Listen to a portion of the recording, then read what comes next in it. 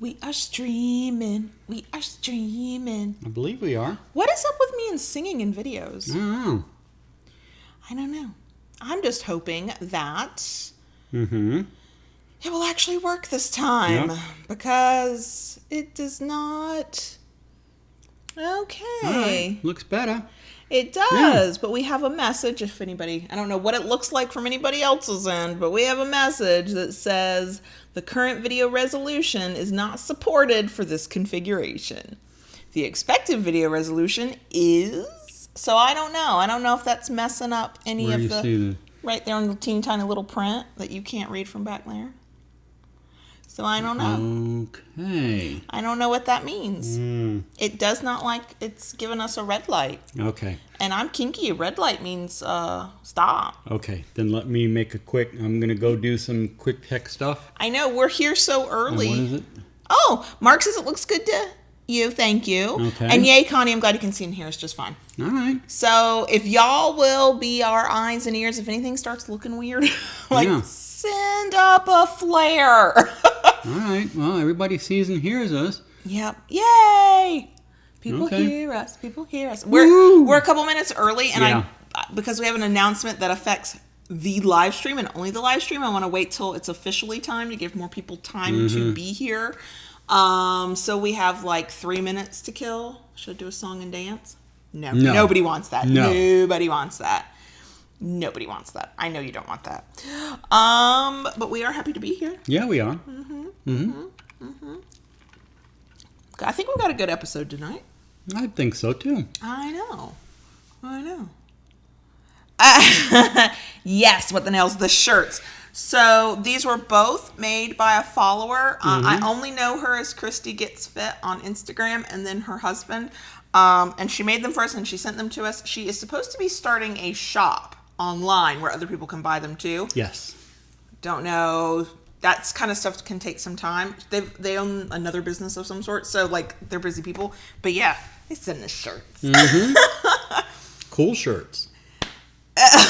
Lorraine, you have not heard me sing or seen me dance. You would be begging me to give your money back. Yeah, so. Yeah. You might be paying her to stop. Quite frankly, yeah, you would throw money at me to make me stop. And see, here's what's hilarious. I am mostly tone deaf in the sense that I can tell if I'm off. But I couldn't tell you if I'm flat. I'm a little sharp. But I was in band as a kid for 7 years and somehow muddled through fairly well, slightly tone deaf, and have almost no rhythm and managed to march and step out on a football field for 6 of those 7 years.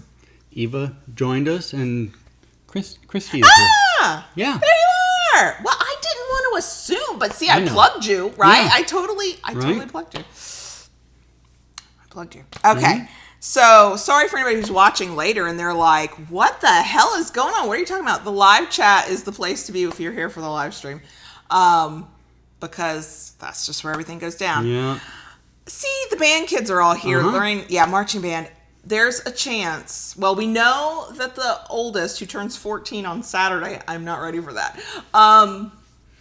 He is going to do marching band for at least 1 year. And then he can decide. I told him he had to commit for a year. Had to do, if he was going to do high school band, that's marching band in the fall, and then concert band in the spring. I said he had to commit to 1 year, and then he could decide. So my band geek heart is like, please love this as much as I love this. But he is also, he's about to start band camp next week, and he is going to be hotter than he's ever been in his whole damn life, and work harder than he's ever worked in his whole damn life, and be more tired than he's ever been in his whole life. He might come back from band camp and be like, fuck this shit, I'm not doing this. It's very possible. I don't know. Him being wore out and tired and I know. I'm looking forward to that. I think it'll be good for both him physically and his mental health. I mean, and I don't say that lightly. I mean that quite seriously. To get worn out and have other things to think about. Yeah. And we're hoping he makes friends, since moving in the summer is hard on kids because they're not leaving the house, and it's Florida in summer, and we would not ask them to leave the house. It's fucking hot out there. Yeah. Okay, I have killed time.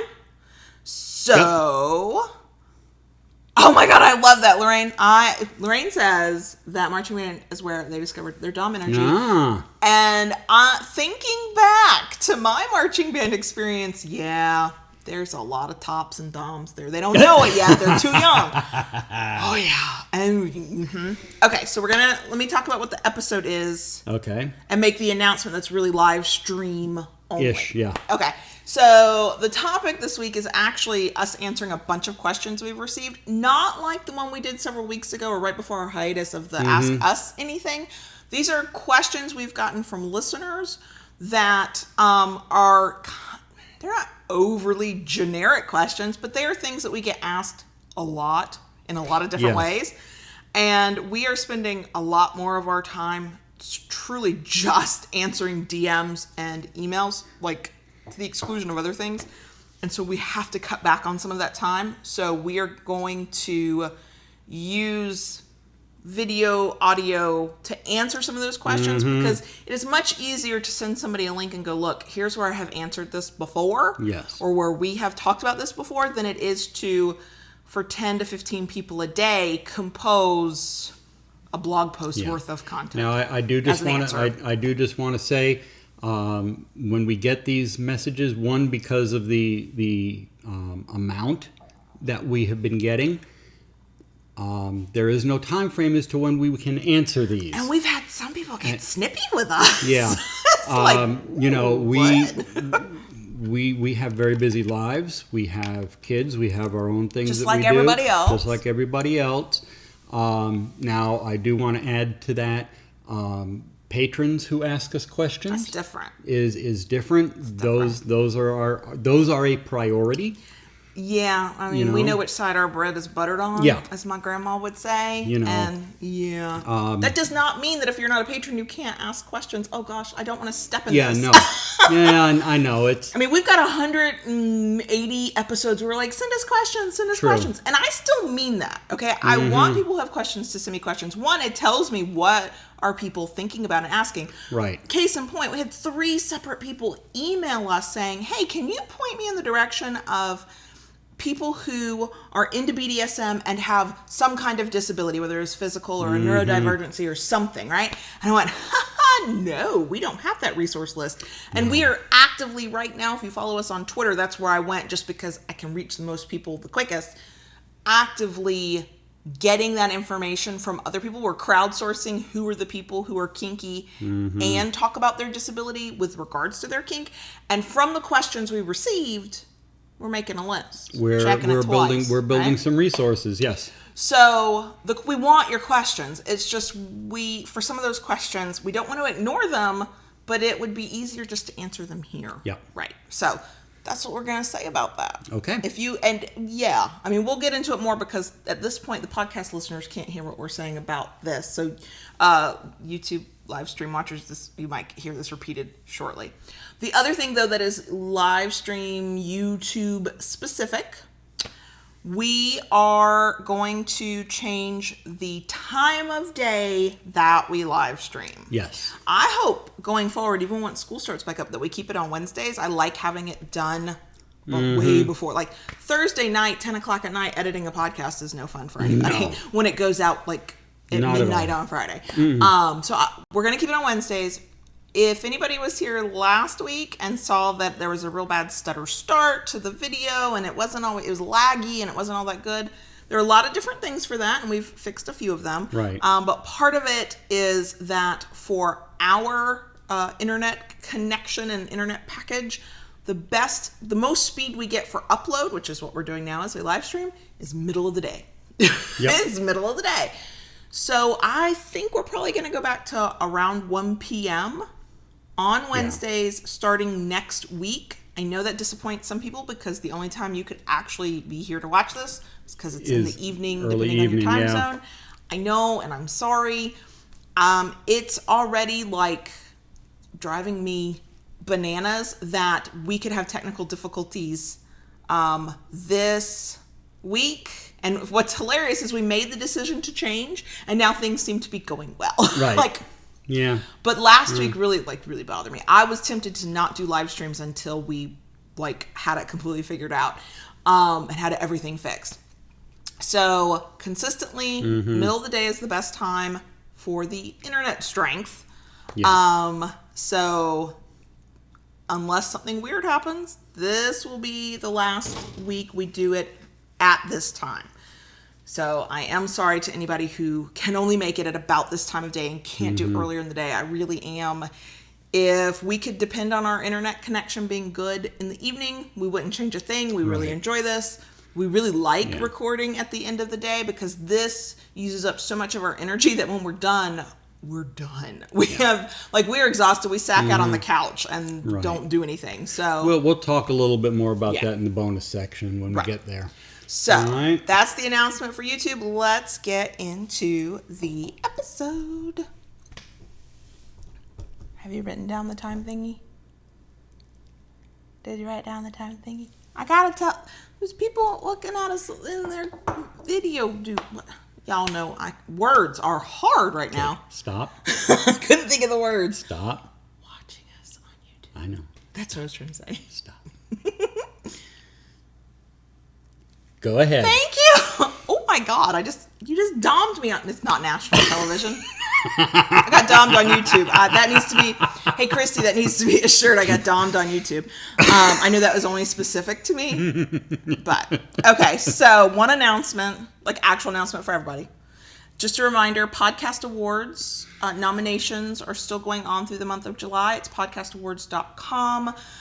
If you like what we do, we'd love to get nominated. All nominating does is mean that we have a better chance of actually being judged by the panel of judges who hopefully won't think we're so far out there that they should ignore us.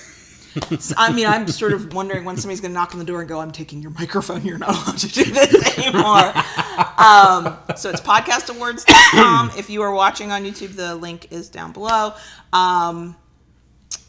Podcast listeners, podcastawards.com, which hopefully is easy enough to remember, but the link is in the show notes.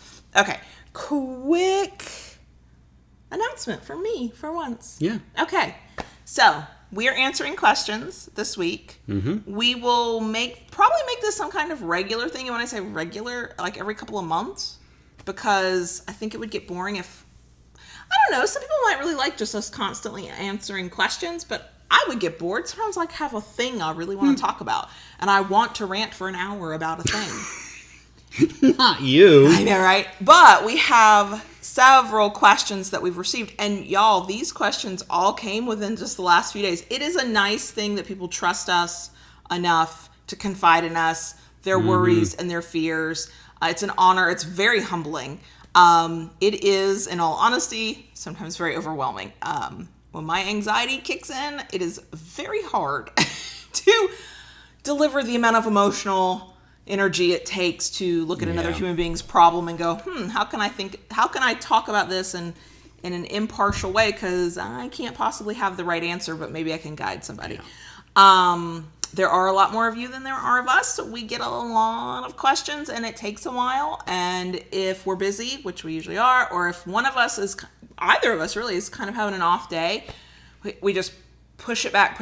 My little trick in my email inbox and in our shared, the Loving BDSM email inbox, is I leave it as I marked as unread, so I know to go back to it and it doesn't get lost.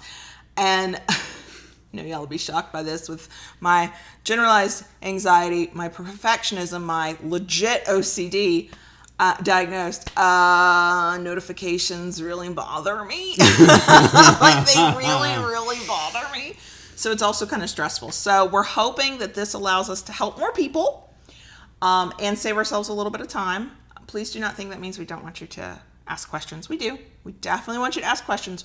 We just might not answer them in the same way that we used to. Okay. So we're going to get into the questions. Let's see. Where am I? There we go. I found them. All right. Sorry, y'all. I was like, how do buttons? What are tabs? I don't know. Why you don't bring your mouse. Oh, because that would be way over here.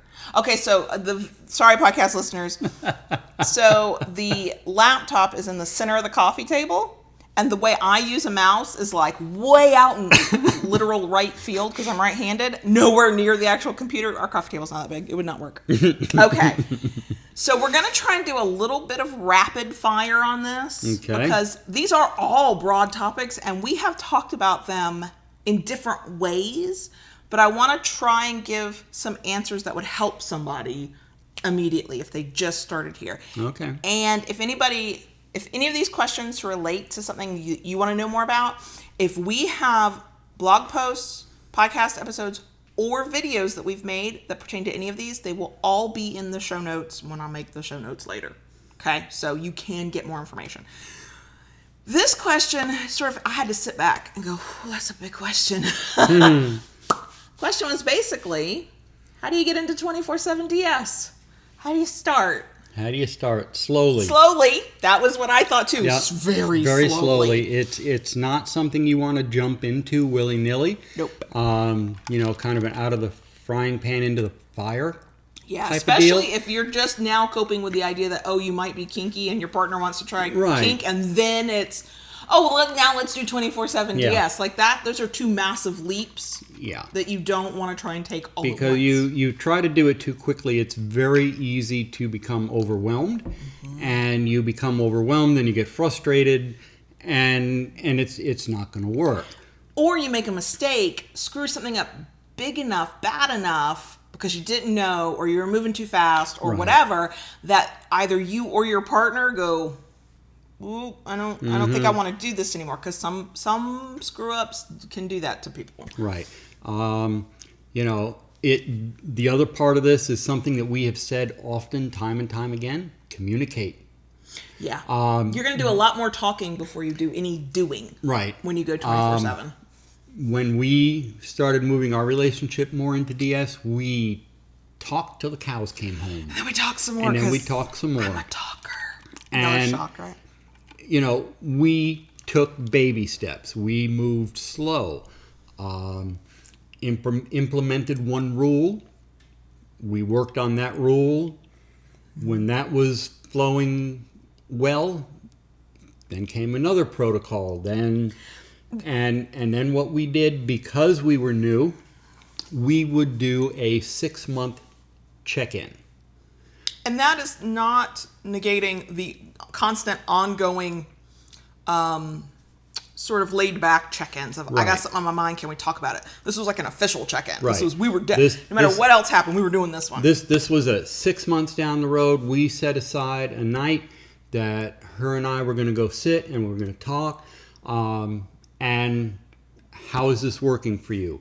What do you like? What don't you like? What's good? What's bad? The ugly. The other thing to think about or to realize, however you want to put that. Mm-hmm. So a lot of people imagine 24/7 DS. When they think of 24/7 DS, what they're imagining is, this kinky way we talk to one another, and that really commanding tone you use as dom, and that really like kind of light and passive tone you use as submissive, and how you're constantly like not making eye contact or making really serious eye contact or whatever is the hallmark of how you interact as DS. People get in their head that to be 24/7 means you're going to do that 24/7. That is almost never true. No. In certain high protocol relationships, that can be more true, but if you've got any sort of vanilla life still going on around you, job, children, you're a caregiver to an adult, whatever your life is, anything, that is not how it's going to be. So get that picture out of your head completely. That is very overwhelming for a lot of people because that's what they're imagining, and then they're going, but they're trying to reconcile that with, but wait, I still have to go to work, and I still have to talk to my boss, and I still have to be a parent. 24/7, when you integrate your vanilla life, truly is an integration. All it means is that you remember most of the time who's in charge and who isn't. And you find ways, mostly subtle, of navigating your life with that power structure. So that means when we're cooking dinner or we're just planning dinner, my first question as a submissive in a 24/7 relationship is, what do you want, Daddy? How would you like this to go, Daddy? When we're planning something, I'll say, hey, I've got ideas. What do you think of this? I don't barrel through, even in my exuberance, with here's what we're going to do. I have, and sometimes we're not perfect, y'all. It happens. I'm a baby girl. But as long as my mind is in the game, Every interact for us, this is what 24/7 means. Every interaction is with the knowledge that one of us is in charge and one of us isn't. It doesn't mean I don't share my opinion. That doesn't mean I don't get mad at stuff. That doesn't mean I'm not disappointed. That doesn't mean we don't find a compromise. He might disagree with me. I might disagree with him. We're two grown-ass people. We're going to sit down and talk about it. Ultimately, he gets to make the decision because that's what I consented to. But we're going to find a middle ground so everybody can be as happy as possible. That's what 24/7 means for the vast majority of us who still have vanilla lives to navigate. Now, Eva asked a question in regards to, do we still do the 6-month sit-down at this Not point anymore. in our relationship? And no, we don't. And I think for some people that kind of structure is really good in however long you're together, especially if you have a really, really high protocol relationship. High protocol means that there's a lot of rules, that there's a lot of steps, that there is a certain expectation that a submissive will behave this way and a dominant will behave this way at all times or most of the time. Some people can manage that and some people cannot. Okay, if you cannot, you are no less dom or sub than the person who can. But in those high protocol situations, if that's the type of 24/7 DS you're after, I think you need more formal check-ins. We are extremely informal with each other, and we now spend a good portion of our professional life talking about DS. So we have grown comfortable with each other. We know each other very well. I'm a lot more outspoken than I used to be. I know y'all are shocked that there was a time I was not like this, but it is true. And so I'm a lot more comfortable too. And part of that is the trust that can grow between you, especially in 24/7 DS. Because when we are doing this all the time, as best we can all the time, it means that I am more often thinking about the dynamic. So when something goes wrong, I might have to use my little baby girl voice. I might have to ask for, hey, when is it a good time for us to talk about this? But I'm going to bring up a point as quickly as possible. Yeah. That's the other thing with 24/7. Even if you have those markers of 3 months or 6 months or a year or whatever of a formal check-in, you have to get really good, really fast at learning how to communicate within the confines of your dynamic, whatever is considered respectful, whatever is considered, appropriate for how y'all function as in DS. But you still, because everything is about DS at that point, even if you're not consciously aware of it. I'm not consciously aware of it. Sometimes, as y'all see, I get in trouble and get dommed on YouTube, okay? And if you're a podcast listener, I highly encourage you to go watch that little bit of the video. I'm not perfect. I'm not a robot thinking about it all the time, but over time I have grown used to, and I've learned how to incorporate it into all parts of our life. And that's a time thing.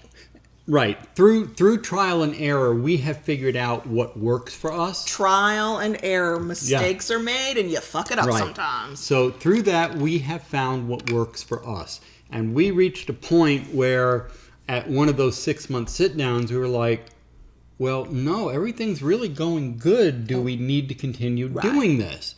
Now, I'm not going to say that we don't have those talks. There are times when things blip in the real world. When my sister took ill, when we moved, okay, because of the stress. There are times when Kayla's anxiety flares up. There are times, and we've talked about this in so many episodes, we talk about vanilla life getting in the way. Yes.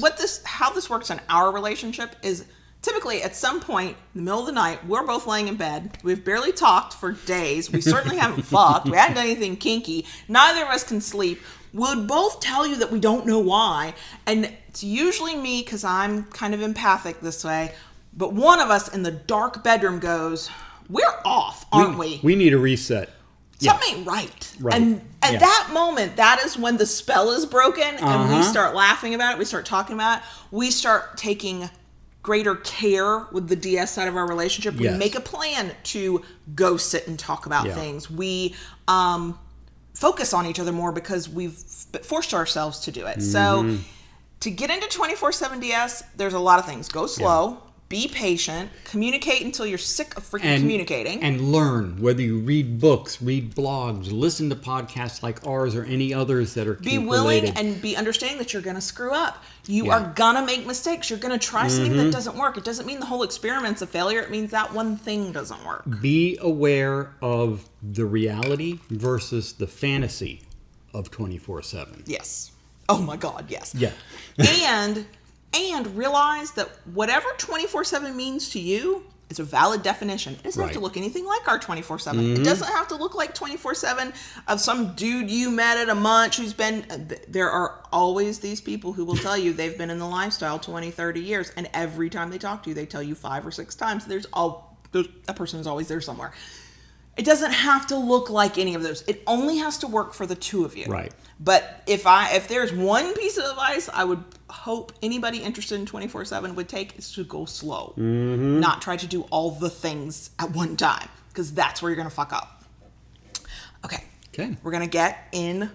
Oh, this one is good for both of us because we both know the perspective on this one. Okay. In the question that we were sent, the dominant wants their submissive to start saying what they want. They want a spanking. They want this. Whatever their kinky thing is. Apparently, in this email, prior to that, they hadn't had to do that. But the dominant has said, this is what I want you to do. To ask for what they want, to verbalize what they want. So the submissive, I know, stop making that face at me.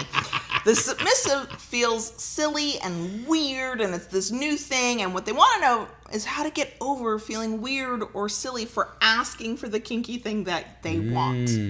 So, you're right. If you've never, ever, ever had to ask for what you want, it feels weird as fuck the first few times you start doing it. It is so. Some people are good at it. Some people are like, I've been asking what I want since I could speak. Well, great. Some of us have not. I'm one of them. I learned how to be really polite and wait my turn and let somebody offer and then take whatever they offered. And that's not always healthy either. A certain somebody who only doms me on YouTube taught me how to ask for what I want. Yes. And it was uncomfortable and it was difficult and I felt stupid and weird and like something was wrong. But you know what? After all these years together, here's the lesson. I can ask for what I fucking want. And I can ask for what I want in kink, and that lesson transfers. I can ask for what I want in other ways. Now, I'm not going to lie. She was a hard nut to crack. Yeah, well, everybody's figured that out already, just in general. And what I had to do was kind of get it out of her in stages. We did, and see, that is the thing I would talk, if this is you, and talk to your dominant about ways to do this, because some people will not automatically verbalize these things. They need stages. So we've talked about this in the past. Write it down first. Yes. Okay? Email, text, paper. Piece of paper, right? Start by writing it down. Then once you get kind of comfortable with that and you're like, oh, this is easy. I can write down what I want. Then we moved to a stage where we spoke in code.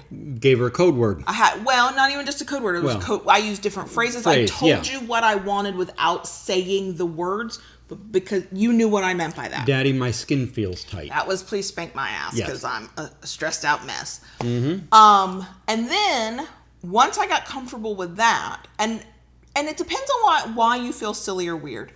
And you do have to look into that as well. But once I got comfortable with that, then I'm finally at a point now, I'm like, when are you going to spank me again? Because I could use been a one. while. Right. Yeah. I mean, there are also nonverbal communications, wiggling my ass in his general direction or whining when he rubs my butt and then stops. And like, there's all kinds of ways to communicate with a partner as you're with them long term. But the thing I would suggest for a person who feels weird or silly is to look inside a little bit and try and figure out what it is that makes you feel that way. So, is it that you've just never had to ask and you're feeling uncertain and unsure? Is it that you maybe have some leftover feelings of potential rejection? If you have to say it out loud and you have to ask for it, it does mean the other person could tell you no. And maybe that's a hard or scary thing. Rejection is hard and scary for all of us. That's just a truth. But if you've never had to ask for those things, maybe you're just not quite comfortable talking about your kinks yet. And that for many of us, you get comfortable just the more you do it. The more you learn that you can trust the person you're with to honor your feelings, to honor your wants and your desires, to not laugh at you when you say, hey, I was thinking about this kinky thing to try. And that is a time thing. But if you are truly struggling, I mean, I have sat in silence. When we first started, before we started doing the writing thing, he would want me to say something and we would just sit in silence because I could not force those words past my mouth. It was not happening. So if that is your situation, then I would go back to your partner and say, look, can we try this in stages? Right. Kayla said, I don't mind. Go ahead, use my name in vain. One of the things I did, because I thought this was kind of funny, because you had a blog and that's how we met, and you would write on your blog. And I would also talk about the things I wanted to do on that blog. Yeah. Where I knew you would read them. But you wouldn't, but you would not verbalize them to me. Saying the words out loud, yeah. So what I did was to kind of facilitate that, to get a little bit more of a direct answer from her, I set up a Google Doc, a shared Google Doc with her. And in that Google Doc, she could openly write whatever she wanted. I could write anything. It didn't even have to be about desires. It could be whatever was on my mind. Right. And it was a direct link from my mind to him. It was private, so that it wasn't open to the world like the blog. Right. But and for me, I needed that for a very short amount of time. Yeah. Because what he was doing was teaching me I could trust him. And so once I decided I would trust him, and I realized I could trust him, and everything he did honored that trust, I don't know if y'all noticed that I'm an open mouth and let the words flow kind of girl. Yeah. I did. He was now at the point he'd like me to shut up, quite frankly. But it is a practice thing. It is a thinking about why you get nervous, why it feels so strange. And then finding methods that let you push past that, do it in stages and steps. Our stages and steps might not be right for you. But it's still always worth talking to your partner about, because you might have gone, okay, I'll do that. And then it's time to do that. And you've never said that you're freaking out and you can't do it, or you're terrified, or whatever you're feeling in the moment. And then you're not doing it. All they know about the whole situation is you said you'd do it and now you're not doing it. And they don't know any of the in between. So you got to have the conversation to say, is there some way you can help me with this? Or is there some other way we can do this until I get used to it? Or here's how I'm feeling about this and why this feels so strange to me. And sometimes verbalizing those feelings and talking it through with a partner you trust is enough to get over them. But you have to have the conversation about it too. Okay, we're going to go to our next question. Yep. Okay. And this is another general one that was like, I'm not even quite sure how to answer this one. But it's a sweet question. It is. I like it that somebody would ask this question. Yeah. They basically said, how can I be a great dom to my submissive? How can I be a good dominant? There's a lot of ways. There's so many ways, but the first one is to communicate. And when you're communicating, that's not just about you talking, it's about you listening. And truly, a lot of people are not used to being listened to. Right. You can earn so much goodwill just by listening. But there's a lot of different things that go into being a good dom. And it's not about technique. It's not about knowledge, it's not. Even. It's earning their trust. Being consistent. Being consistent. That in and of itself is something that is so unequivocally important. Because being consistent shows that you have accepted the responsibility of being a dominant. All right? Respecting them. Respect your sub. I believe I already said that. Learn as much as you can. When I first stepped into the world of DS and I was engaged in having my first submissive, I wanted to be the best dominant I could be for them. Okay? And I would go online, I would read, I started attending Munches. And I started talking with people. I started talking with other dominants in the lifestyle. I even started talking with other submissives because that gave me the insight to how they work. Mm-hmm. Gave you other perspectives too. Yeah. Mm-hmm. The other thing I would have to say is be willing to admit when you make a mistake. Oh, yes. Okay? It's going to happen. It will happen. It'll suck for both of you when it happens. Yeah, it does. Will. Yeah, it does. But, you know, being a dominant to me is not all about the kinky fuckery. No. We've talked about this. It is about being a good leader. Because as a dominant, you are the leader in that relationship. And being able to admit your mistakes, it's a big thing. That's a big thing. And that goes a long way, you know. And if you say, oh, I'll never make a mistake, it happens to everybody. At one time or another, it's going to happen. And that's regardless of the experience level you have. Yeah.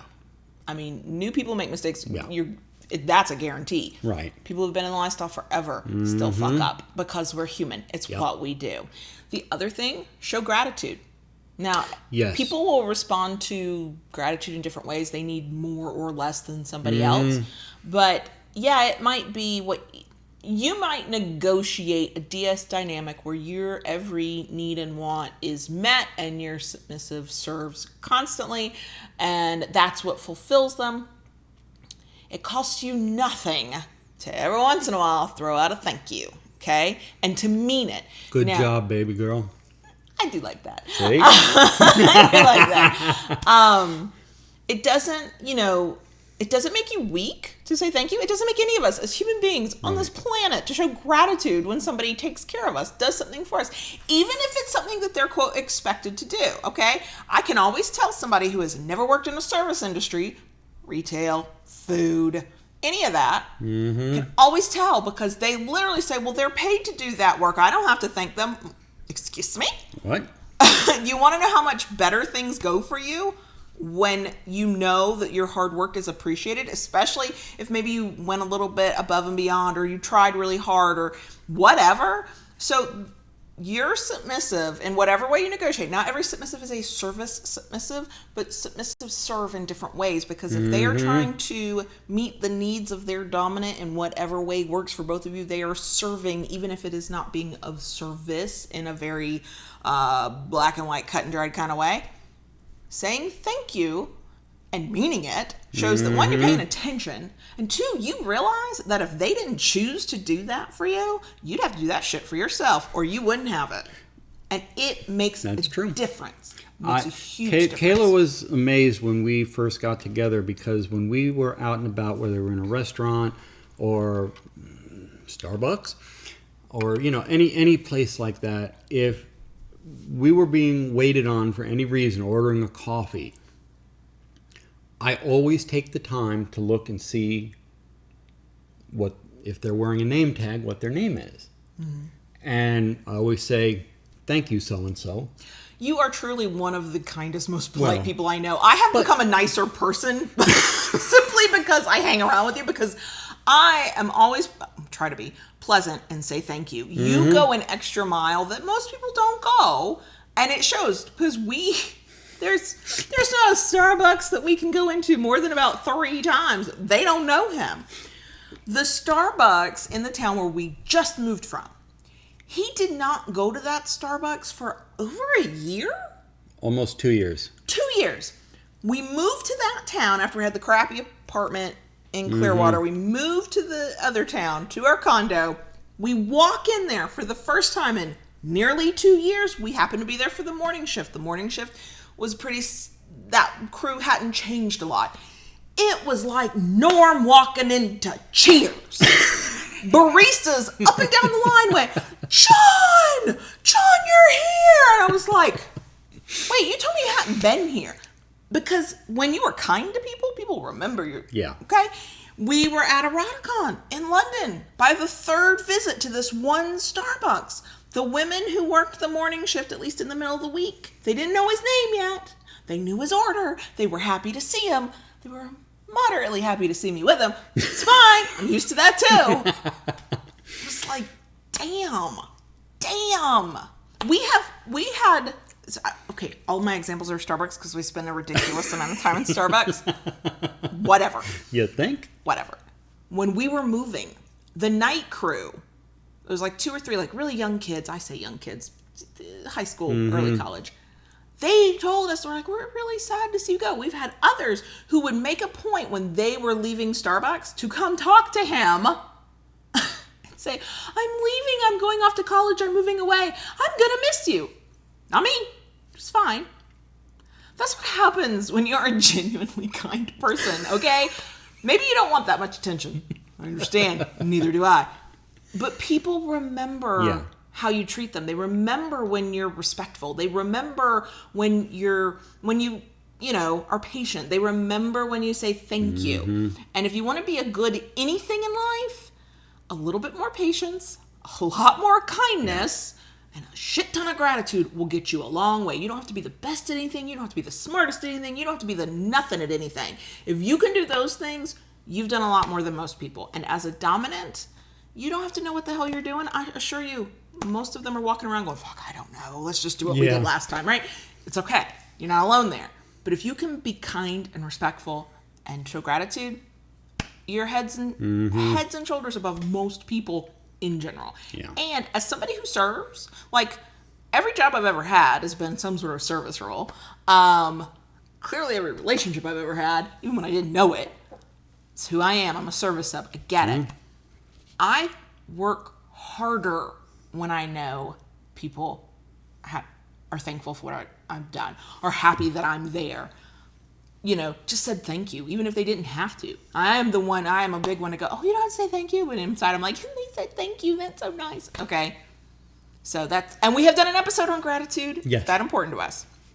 I am not good at these, quote, quick fire kind of questions, am I? Okay. So this question is going to sound one way, but I want to preface it with the other part of the question. The person who asked this question was online and was seeing apparently some discussions about fake DOMs, which we got opinions around here about them. They were not asking about fake DOMs. I think what they wanted to make sure is that they don't ever get ripped to pieces online because they did something bad. So they asked, what are the general rules for DOMs and subs and meeting others in the BDSM community, but with the preface of basically not being the one that gets just dragged online for shitty behavior. Here's the thing. The first thing that came to my mind, and this is not a flippant answer, I mean this, I'm dead ass serious. Don't be a fucking asshole, ever. Like, you are human, you are a person before you are a dominant or a submissive. Be a decent person. Now, some people don't know what that means, and I get that. Let's go back to kindness, patience, and gratitude will get you very far in this life. Yes. But do not lead with your role. Do not lead your introductions or the way you engage with people as a dominant. I think the biggest thing that you need to understand in that case is the other person may be a submissive. They're not yours. But they are not your submissive. Yeah. Okay. And that goes the other way. They may be a dominant. They're not your daddy dom. You only get to call them whatever their title is when you earn that. To my little submissive friends out there, I'm just saying. Don't be throwing yourself at everybody. Yeah, don't go into it because you are a dominant and that they need to bow to you. That's not the way it works. Just be a decent person. In some cases, even online, this is going to sound silly, but read the profile. Oh God, just read a profile. Just read a bio. What did they say about themselves? Who are they attached to? What is their role? Many submissives will say, and I have seen this on many profiles, do not contact me without contacting my dom first. If they tell you to do that, then honor that. Right. Or they'll say, please no DMs. Yes. So if somebody says explicitly where everybody can see it, please don't DM me. Don't DM them. Mm-hmm. Just don't. Yeah. Truly, it's not that hard to be a dom or sub, a good dom or sub in the BDSM community. If you just remember that we are all people here, that the only power you have over a person or the control you give up to a person is what you negotiate with another human being and nobody else, and you treat everybody equally as if they deserve equal respect, because we all do, regardless, then you're already doing better than some, okay? Yeah. If you walk into online, so a virtually walk in, or you go to a Munch and you're like, I'm a dominant, so I have to dominate this room. I have to be in control. No, the fuck you don't. You just got to be just like the rest of us, kind of hungry because you came to the Munch, and so you're going to order food and you're going to have your own like little quirks and insecurities, and you're going to feel weird just like the rest of us, and that's fine, you know? Yeah. And you don't demand anything of anybody. You ask, you know, you listen before you speak. You listen more than you speak. If you ever want to just like not worry about making a bad impression, that's my go-to trick. I listen way more than I speak. I wait until I feel like I should say something. You know, and dominants, I think, do find this harder. They kind of feel like they're supposed to, I'm in control, so I should be in control of everything. I will tell you, in the local community, I don't pay attention to it as much online. It is a little bit easier to ignore online, but my biggest pet peeve in the local community is when, and no offense, clearly I love me some male dominance, okay? It's my jam. But there is something about 2 or 3, and it's never all of them, but 2 or 3 men who identify as dominant, who do this one-upman bullshit. Well, I've used a blah, blah, blah tail whip. Well, I've blah, blah, blah. And next thing I know this person over here has been in the lifestyle for 30 years, and he's never heard of that thing you're talking about. And this person over here, well, they've been in the lifestyle 35 years. And and that, it's a dominance thing, like little d dominance, I mean. And it's annoying. And it's obnoxious. Yeah, that does happen. You don't have to be in control when you're dealing with the community. If you're a dominant, you only got to be in control of the person who gave you permission to be in control of them. The rest of us, we just want to make friends and chit chat. Now, you know, in the local community, it depends where you are. At a Munch, it's a vanilla setting. Things are very low key. You know, you're at a 9 times out of 10, Munches are held at a restaurant, right? A local restaurant, and you're out in public. Like, you're out in public, so you know, protocol is very low, other than general decency. Right. Now, the one thing that does apply at the Munches and is, you know, some people are huggers, some people are not. Just ask. You know, ask. Get consent first. Okay. Now, if you're at a play party, if you're at a dungeon, or you're in somebody's house at a play party, or you're in somebody's house for a play party, especially if you're at somebody's house, it's always best to ask what the house rules are. Okay. Those can vary from place to place. A dungeon will generally, especially the first time you go there, when you join, they will give you the house rules. Okay, which basically comes down to consent, you know.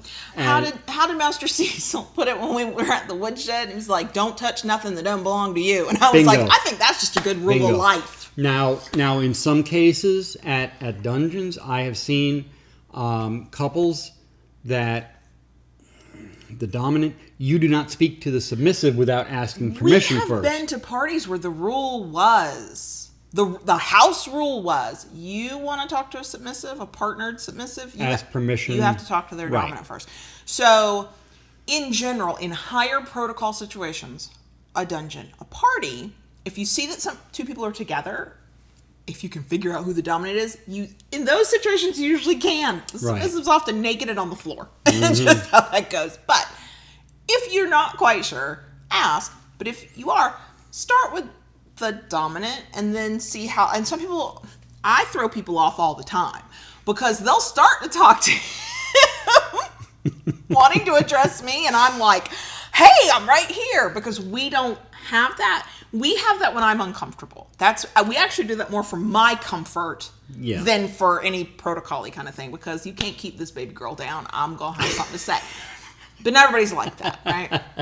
So I think if you can keep in mind whatever your role is, you are not that to anybody other than a negotiated partner. So when you are interacting with the community online, in person, be who you are. I mean, if you're an asshole, that'll come out eventually anyway. But if you like, just be your normal self. Like, don't put on airs. The other thing. What is that? I forget. It's been so long since I've been in school. The golden rule. Yeah, do unto others as you would have them done to you. Right. Yeah. The other thing, and this is where a lot of people get raked over the coals, and they kind of deserve it. But I know why it happens. But the way you do BDSM is hopefully right for you. But there is no one true way, a single right way, the only way. And that will get you labeled fake or crap, especially online, where we're sort of constantly monitoring and policing this kind of stuff quicker than anything. So when you're talking about what BDSM means to you, what it means to be a dom, what it means to be a submissive, you should always sort of couch that in. This is what works for me. This is how I do it. The moment you go with, well, this is what it is, as if it's a blanket rule for everybody, you have not made any friends, my friend. Not at all. Always remember, and I always mess this up, so I'm going to need your help with this, girl. Okay. I'm helpful. Yes, you are.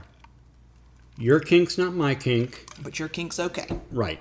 You know, everybody does it different. What works for one person doesn't work for somebody else.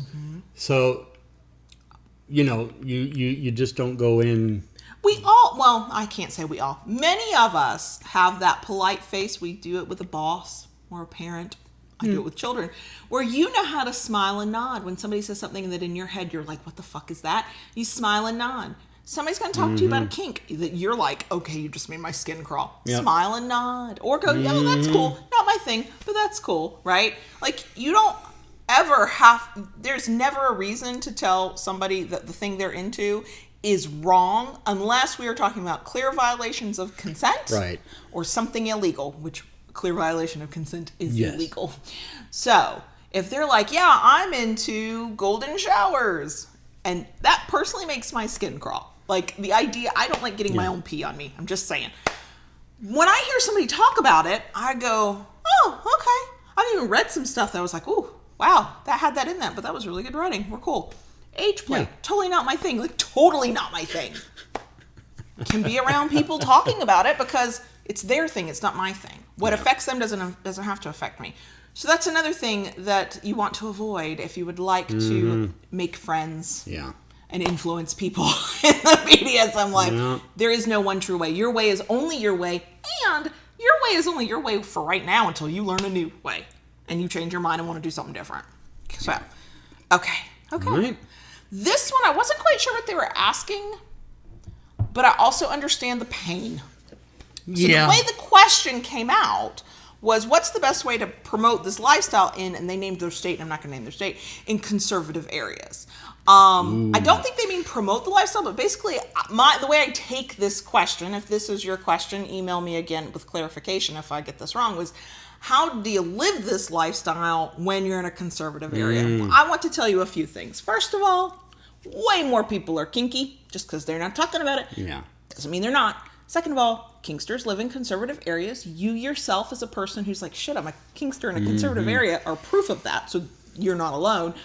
And it's like most of us who go against the grain do everything in a conservative area, just in whatever way is comfortable to you. I mean, if you know, promote the lifestyle in a conservative area, I would take that as you know, how do you connect with other people to promote different things? Well, whether it be munches, socials, game nights.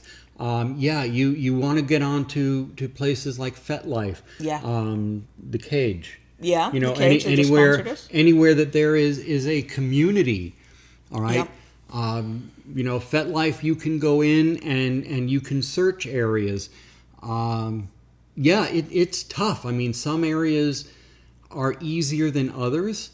I know in the Bible Belt, in a lot of areas in the Bible Belt throughout the South, munches are not able to be held in local places. It's a very serious process to get the information to go to something. Yes. They're still held, but they may be held at a home where you do need to be vetted. Or the rules are very like strict. Yes. Like, there are certain places I could walk into a munch with a t-shirt like this, and somebody would look at me funny, but very few people, nobody's going to question me. They're going to be like, oh, there's that weird chick with a hashtag baby girl shirt on. Okay. We live now in a much more conservative area than we did. It is not as conservative, I think, as people think it is. My eyes are open. I'm watching people. Yeah. Nope. It's not quite as conservative as people think it is. But I would never wear, even something like this, I would never wear in public because I don't want to draw attention to the group I'm about to be with. Like, I go to a munch and I look like somebody's mama because I am somebody's mama, but I'm like dressed like my mother. Yeah. So that's how sedate it is. So you can still gather. You just do. Y'all, I've lived in the South my whole life. I know y'all can't tell from listening to me, right? Who would have thunk? Rural ass Florida where banjos, y'all. Banjos. There are rural parts to Florida that brave men just don't go. And then in Mississippi, where there were certain parts of Mississippi you didn't go to because, whoo, Lord. Okay. Those places, people like us have existed there forever. Queer people exist there. Anybody in the LGBTQ spectrum. It is kinky people. People who are different than whatever the norm is supposed to be, which in those areas is white, hetero, and going to church. I still remember we moved to Mississippi, I got asked who my people were and what church I went to, and I can't tell you the last name, but I have a very common last name, and I was like it's like Smiths, but not Smiths, the Smiths, and church, like I didn't even know how to answer that question. We've been navigating those places. People who are different and on the fringes have been navigating those places forever. Just because we don't have big urbanized areas and we don't have places and it's harder doesn't mean we're not there. So I don't care how rural or conservative it is. Your fellow kinksters are there. People who are different like you are there. Might be harder to find, but they're there. But they're there. And you've been navigating that society without maybe outing yourself, which is painful for people who like legit out themselves. Like, I'm talking about LGBTQ, not trying to conflate kink and that. But you know how to navigate these societies, okay? Because you've been doing it. It's no different as a kinkster. Like, you're going to go to a munch if you find a munch in your area, and you're going to make polite talk if you think somebody can hear you. And then once you think nobody can hear you, you'll lighten up a little bit more. You'll get to know people, and you'll know more about their job or their kids than you will their kink until you really get to know them and you trust each other, and then you go to dinner at somebody's house, right? Or then you get invited to the play party. So it's harder to navigate the fringes of life in these really conservative areas. I know. But it's not impossible, and you are you're never the only kinky one. Unless you are in a town with a population of 3 and 2 others are like your kids, and then it's you. You're never the only kinky person. Ever the only kinky person. All it takes is 2, 3, 4, 5 people in an area to get together for a cup of coffee. And you don't have to talk about kink. You don't have to talk about kink. You could just be in a group of people that you know understand you in ways that nobody else does. Other people can't. Right. And that's all it takes. So if you go on FetLife, we tell you all this all the time. FetLife's problematic. There are some serious issues on FetLife. I get it. But for finding out what's in your local area, it is right now still the best resource. Yeah. You go into FetLife, you search your town name, your county name, your region name. Like whatever your area is known for. I lived in the Panhandle of Florida. It has a couple of different names it goes by. That's how I would do it if I didn't see anything for my city or my county. You do the search for whatever your area is called. You see what's there. You go to what appeals to you, what you get the good vibe about, or what you're like, oh yeah, that's at a place I would go to, or that's a place I'm comfortable with. Some people, if you're really nervous, you travel outside your area. Maybe not ridiculously far, but one county over, you're less likely to see somebody. One town over, you're less likely to be seen by somebody you know or to run into somebody you know. and you start exploring. They're out there, and if you don't see it, make one. I mean, there is no BDSM fairy who's about to hit you with their little magic wand and tell you now have the privilege of starting a Munch. That is the person who decides to do it, who says, I want kinky friends. Let's see if we can make this happen. You don't get special permission. You just decide to do it. And creating an event and creating a group in FetLife is the purview of everybody with an account. So anybody can do it.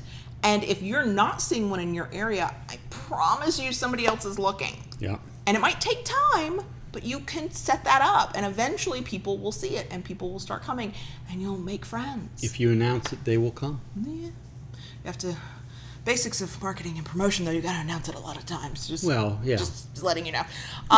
So you can be kinky in a conservative area. It is harder. Yes, it is harder. You have less that you can do. When you have more, you have to wade through. And there's always more vetting in conservative areas because people are very concerned about being outed. And yes.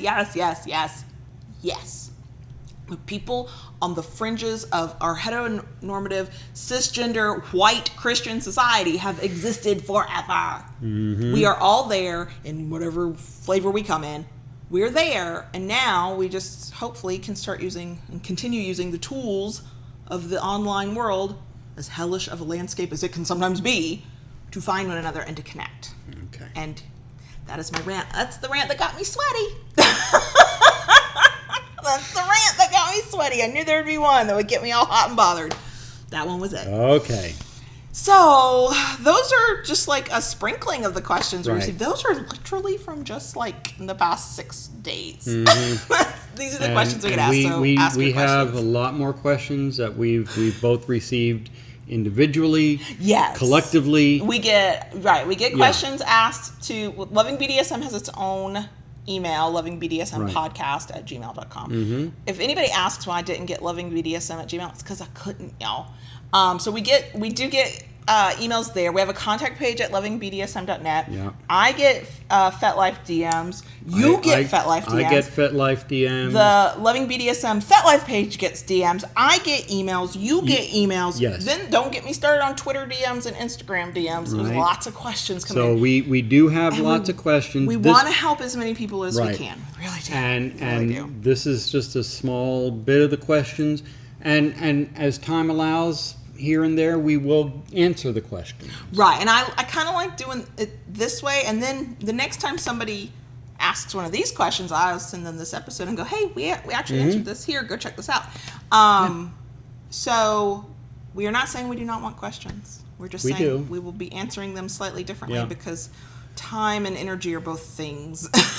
And everybody only has so much. Not enough hours in the day for us. So please feel free to ask your questions. As you can see, we do not out anybody or give any details of who you are when you ask a question. We maintain your anonymity. If answering questions resulted in more questions and you're like, wait, I have other questions, please feel free to, I personally prefer email. What do you prefer? Email. Yeah, because I can mark that as unread and that's always open. I only go into FetLife when I get a notification that somebody sent me a message or a friend request. I check Instagram DMs maybe once a week because I don't always get good notifications. Yeah. I have a tendency to forget those sometimes because they're kind of hidden. They're kind of hidden away. Instagram does make those hidden. They're harder to find. So feel free to send your questions. Bear with us if we don't answer as quickly. We did have somebody who griped at us that we didn't answer as quickly as they would have liked. That happened. That was the thing that happened. Yeah.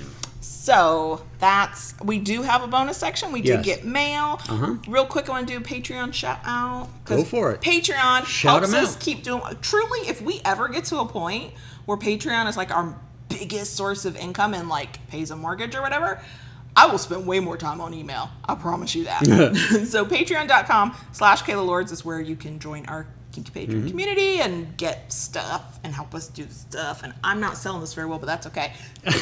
I want to do our special Patreon shout out to Lorana and Kalina and Jay, Conduit of Queerness itself. I love that name. You can never change that name, Jay. I'm just telling you. And Laura and James, who I have quadruple confirmed that is there. Okay.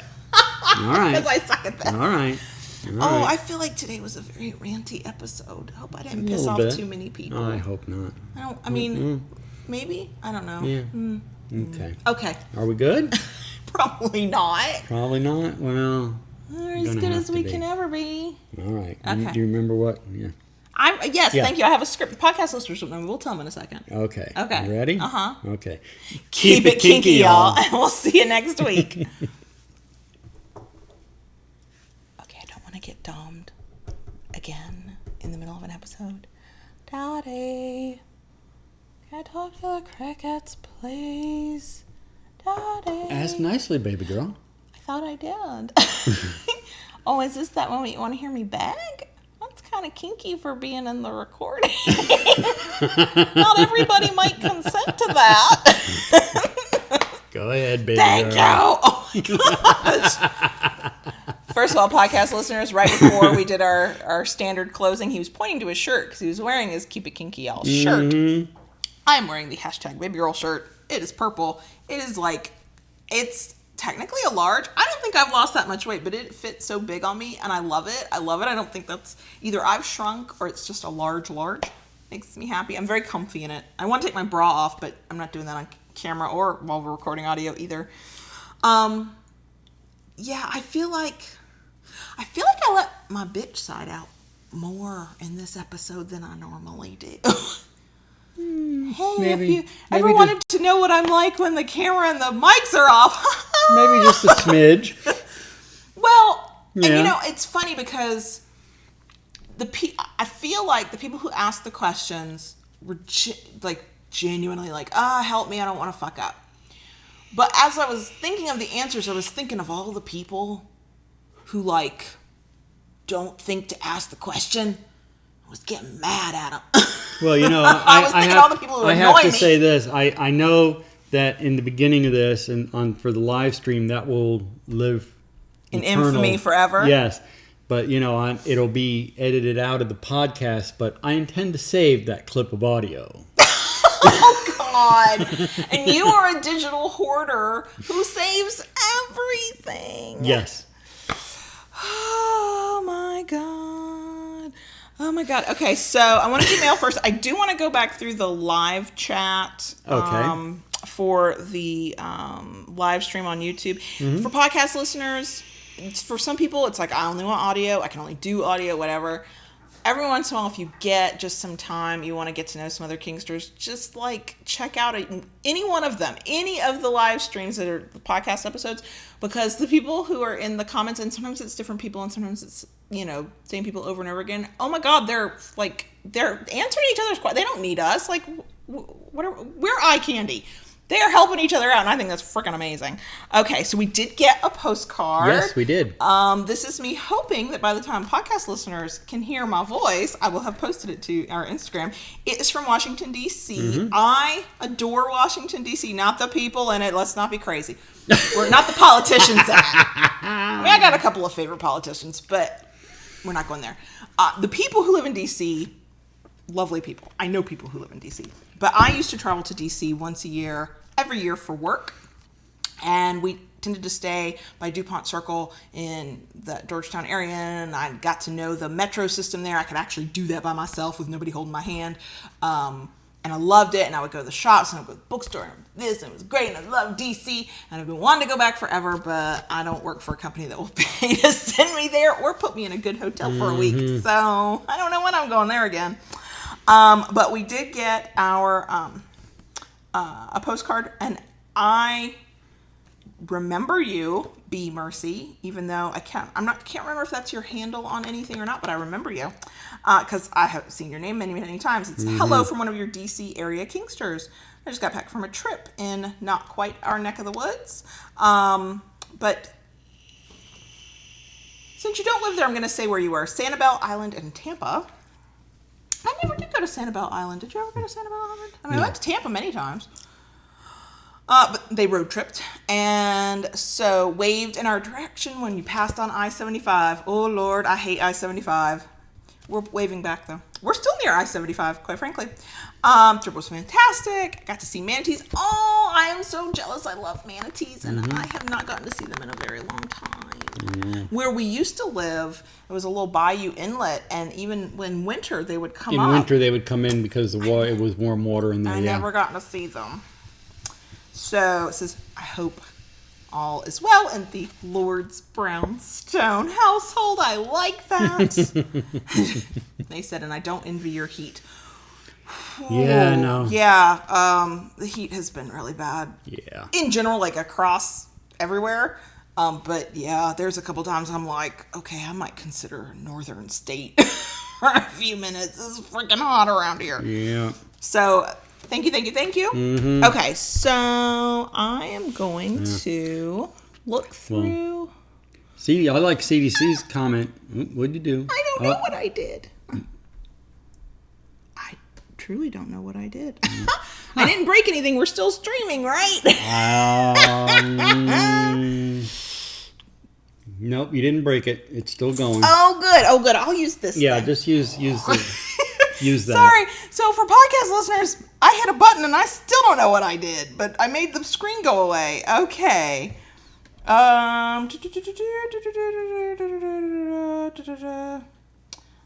Okay, I'm looking to see if there's any questions. Mm-hmm. I love how y'all like just chat. And I know we're gonna. So podcast listeners, you didn't hear this at the beginning part of the episode because we did that for live stream only. But we're changing the time of our live stream, not the day. Mm-hmm. And I know we're gonna lose some people because it's a bad time of day for you. But, the internet is an issue. Yeah. Let's see. What have you been doing while I'm searching through? Okay, so while you're doing that, I did some things since last week with all the stuttering and stuff, and started looking into things. One of the things I did do on the streaming software we use, I did lower the resolution, which apparently has helped. I think the picture looks a little better. So I will let our YouTube watchers tell us because I don't know. So, that seems to have helped a little bit. I did go check all the connections throughout everything.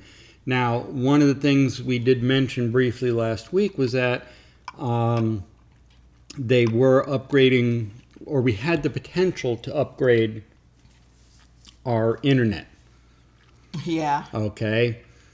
And they were offering a 35 megabit upload. I'm going to get a little geeky here for a minute or two. So that got me curious what we currently had. So I started digging. Keep talking. Yeah. You were reading. I saw you. Okay. So I looked into first what we currently have for our upload. Our upload stream is currently at 30 megabits per second. So the next level was 35 megabits. Right, for like an extra $30 a month. An extra 40. 40, okay. Now our download speed would have been like ridiculously good. Right. But it didn't help our upload. Did not help the upload all that much. So then I got curious to see what our upload actually is. So I started doing some speed tests on our network here. When tells me he's doing a speed test, I'm thinking of The Flash on on the CW. We watch on Netflix, but still, I'm thinking of The Flash. I've got to increase my speed. He hit Mach 2 that one time. The speed force. The speed force. I need more speed force. Oh my God, our geek is showing.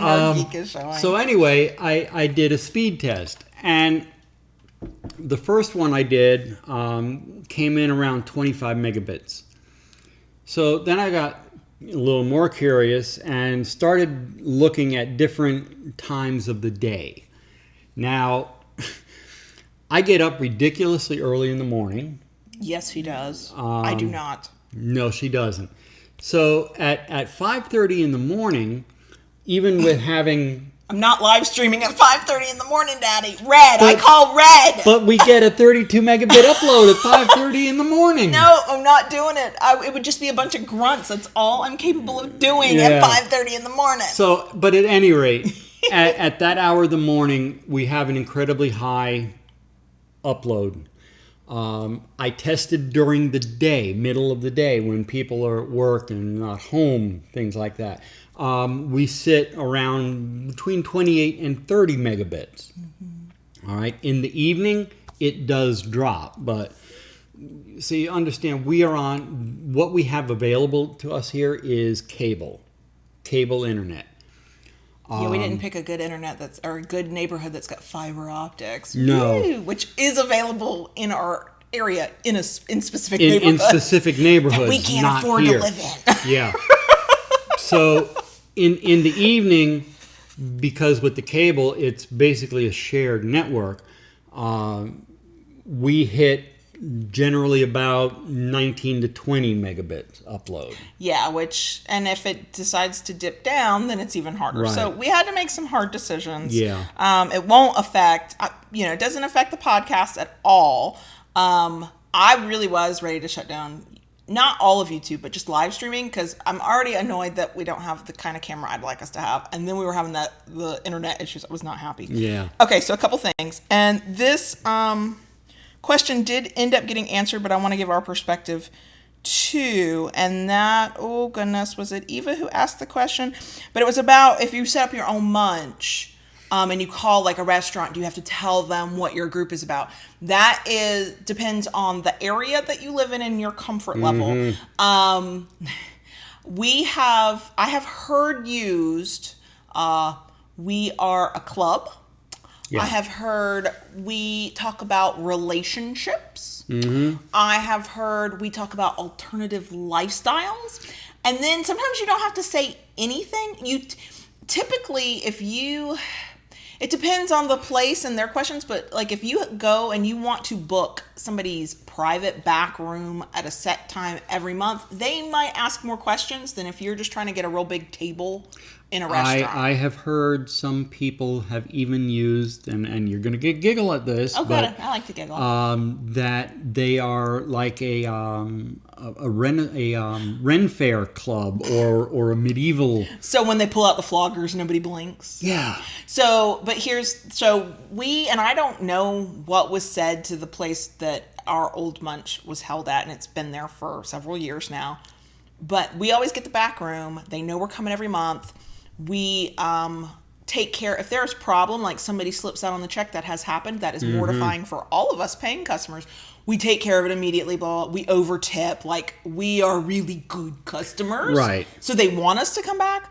But once they kind of figure out the tenor of your conversation, especially if it's like a back room, side room kind of situation, you will usually get the same one or two people who are willing to accidentally walk in while you might be talking about a flogger. And because that Munch was held in a back room, the conversation sometimes would always generally start out quite innocently. And quiet. It starts out innocent and quiet. And over as time goes into the Munch, things kind of get a little bawdy, a little rowdy, and the waitress will come and just, if we don't remember to close the doors. If we don't remember to do it, they will just close the doors. If you can get the luxury of a restaurant that will let you come in, even though you can't guarantee an amount of people or dollar amount spent, because you can't, because people going to a Munch have to be free to just have water if they can't afford to eat, right? Who will let you have a back room where you can close the door. You can have a different kind of Munch than if, like the last one we went to, which is our new home Munch, where we were at a large table in the middle of the restaurant. So we had to be careful, but we still talked about stuff. We just didn't scream it out, and we always made sure there were no children around and our server wasn't around. So because this was not something that we were going to get that server every single time. Right. But if you can get a room, you can establish a relationship with a place too. And like somebody just made the point, our server was very, very pleased with the group because she did very well in tips. Yes. You can't force anybody who goes to a Munch to buy something. You encourage it if possible because it makes them want to let you come back. And for those who can afford to do so, definitely overtip, okay? Because you can't always know if they heard something that you didn't really mean for them to hear. So it's just a good, easy way to keep folks from going, I don't have to listen to what they're talking about. They're not talking to me. It's fine. And that they want you to come back, you know. Right. But you cannot make it, you can't tell somebody that they have to order something, or you're going to have, I mean, could you set that rule? Yeah, it's your Munch. You can set any rule you want. I would never recommend that, because you are going to force out people who don't always have the means to do that. That they could come and get a glass of water, or maybe they could order a soda and be able to leave a tip. But if you're like, oh, there's a $10 minimum, then you might have priced some people out, and I just wouldn't recommend it. And Jennifer mentioned, we were talking about FetLife. Jennifer mentioned that the FetLife journals are a great resource tool for learning. People who post stuff on FetLife, like they post like, this is what I think, and this is, you actually did that with a blog post I wrote. You posted it on the Loving BDSM. Right, a post you wrote for Loving BDSM. Right. I posted it to the Loving BDSM journal. Yes. The journals can be a great place to read other people's perspectives. If you are new and you're like, oh, how do I know if this person is right or wrong? All you have to look for is, are they claiming that this is the end-all, be-all of all BDSM? The one true way is what you usually hear. Or are they talking about it from their personal perspective? As long as they're couching it in terms of, this is how I do it, this is what I think, this is what worked for me. Then you're getting a personal perspective that might not apply to you, but it can broaden your horizons a bit. And that is always a good thing. The more you know in BDSM, just the more that you know that there is no single way to do things, the more you can relax into finding what works for you and being less worried about whether you're doing it, quote, right or not. And then CDC said that we probably need an executive assistant. Yes. That is so true. Yes, I'm going to need a lot more people to join us on Patreon, is all I'm saying, to be able to afford that. We actually had to redo our budget because all our living expenses went up with this move. Short-term pain for long-term gain. Oh God. And so some of the things we wanted to do on the business side of things, we had to pull back on, and we can't do those things either. So that's the downside to renting. We're paying more in rent than what we would be if we had a mortgage. Yeah, exactly. So there's all that stuff going on. And Jennifer, you're right. Vanilla servers don't care as much as we think they do, and it does. And here's the thing. I'm learning this as I get older. I know this is not universally true, because nothing is universally true, but nobody on this planet thinks about us as much as we think about us. When you're walking in the street and you're like, oh my God, are people staring at me? Do I look funny? Am I 99% of the time, nobody knows at all. When you're sitting in a restaurant having a conversation, as long as you're not standing on the table screaming it, as long as you're not, you're modulating your tone, nobody can hear you, or fewer people than you realize can hear you. And yeah, most servers, as long as you're not asked to them, they don't really care. It's still polite to stop the conversation when they come up, so whatever. But people really do not pay nearly as much attention to us as we worry that they do. I mean, truly. Now, as a highly anxious person who is constantly watching, I have gone through most of my life assuming that everybody watches me as closely as I watch them. No, they don't. Some people, except for me. I hope you're watching me. You're my daddy. You're supposed to. And Ben says we can't have an executive assistant until we have a chief technical officer. Okay. I don't know what y'all know about hiring, but I've been an executive assistant. They are cheaper. Tech officer. Say it. So, ooh, you just bumped your mic. Sorry, podcast listeners. Sorry. Bonking the microphone. Yeah. Yeah, that's us. We're I don't know.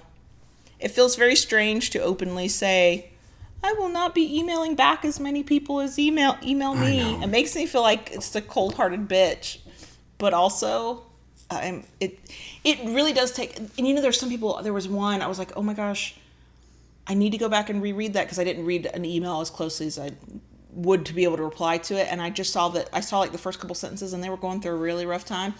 And when I went back to reread it, so I was prepared, like I was in the mental space, like, let me answer a question.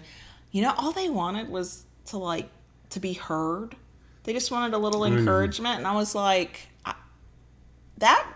I can do that. And then I felt awful because I made that email wait until I could like pay attention to it. Because I mean, they're going through a rough time and a heartbreak, and we get those kinds of stories, and that's a massive amount of trust. And it is very humbling to know that there are total strangers on the internet who are like, I'm going to bare my soul to you and tell you everything about what is happening to me. And I never want somebody to feel invisible or ignored. I have lived that life of feeling invisible or ignored. I think everybody has a moment in their life where you were not seen and you were not heard, and you know, and it's an awful feeling.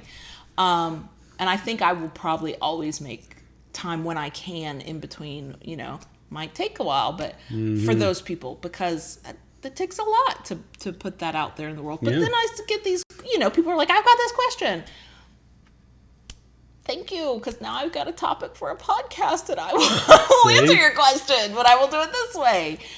It's creating those boundaries so that we can help as many people as possible. Yeah.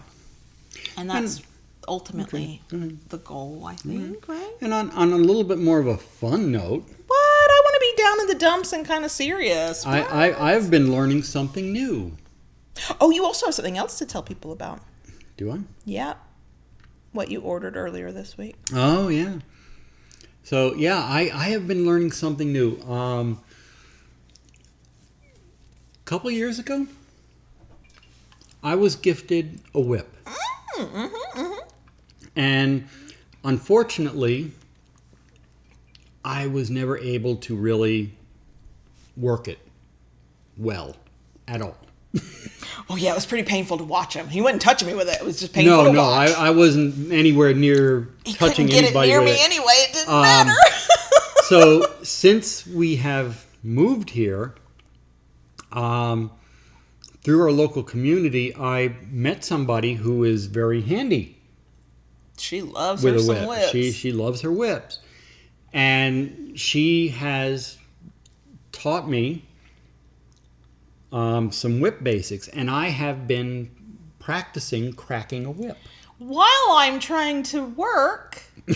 Well, he's cracking a whip in the living room. Timing is not, you know, and I'm trying to compose, like I'm trying to write. So, like, all of my mental energy is in putting words together in ways that make sense. I'm cracking the whip, making sure you're doing some work. I was like, I am so proud of you, and you are doing so much better, and I know that you're feeling really good about that, and I look at you making this progress. I'm gonna need you to stop now. Just not now. Not now. But yeah, I've been at this point, you know, we got together over the weekend, and she was showing me some whip techniques, and since I've been practicing, and yeah, it's something. I mean, I still need to learn some control. I was gonna say, at what point do you think you'll be ready to try this on a human being named Kayla-rants? I don't know. Okay. I don't know, but what I have been doing is I'm a pillow. Well, no, you were doing a bag. Well, I was doing a bag before, so I have bags. We're book people, and we're library people, and so that's a lot of books, and so we have bags, and I have bags I bought from Barnes & Noble that are like book themed bags, and one was sitting on. I did not tell you this. I don't know if you know this. One was hanging off of the edge of one of our kitchen chairs, where he was standing in the living room and he was cracking the whip.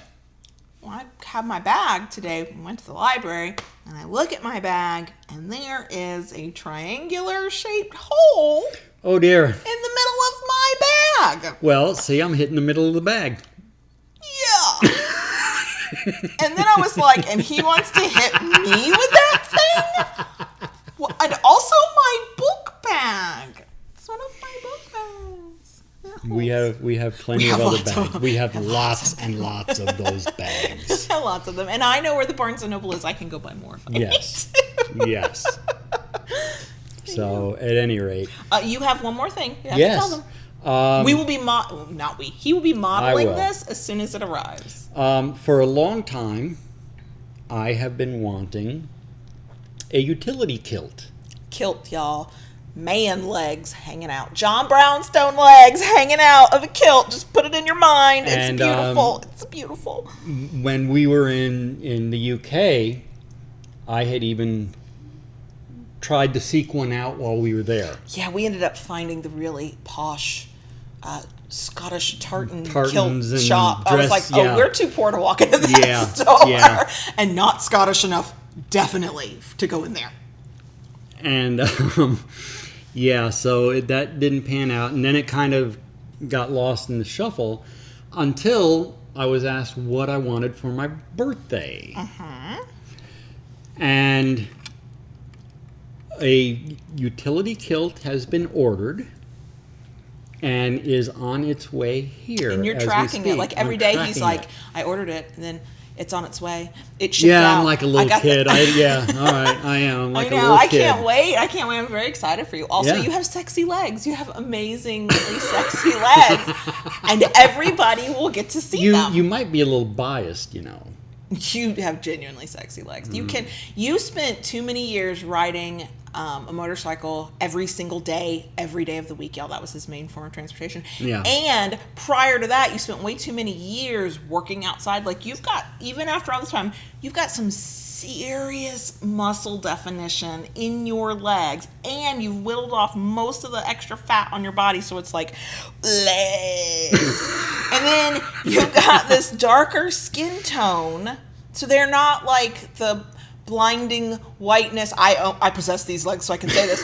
The pasty white paleness where you have to wear sunglasses to look at those legs. I have those legs. He does not. You've got this like nice tawny olive colored skin. Oh my God, your legs are so sexy. Wow. So after, first of all, this will not be his last kilt if I have anything to say about it. And apparently Instagram will just become the John Brownstone in a Kilt channel. So my question, and I know it's going to be your scene thing. You're going to wear it to the club and stuff, right? Probably, yes. My question to you. What will you be wearing underneath said kilt? It's for me to know. And I'll be able to find out real quick.